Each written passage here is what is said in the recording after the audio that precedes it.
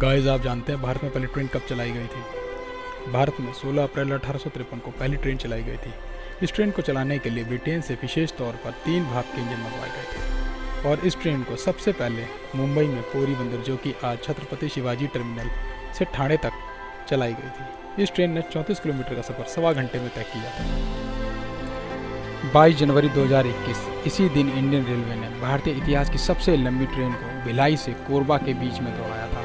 इस ट्रेन की कुल लंबाई 3.5 किलोमीटर थी। इसमें टोटल 295 वैगन को जोड़ा गया था। इस ट्रेन को खींचने के लिए 5 इलेक्ट्रिक इंजन का इस्तेमाल किया गया था। इस ट्रेन का नाम वासुकी रखा गया है। इससे पहले यह रिकॉर्ड शेषनाग के नाम था।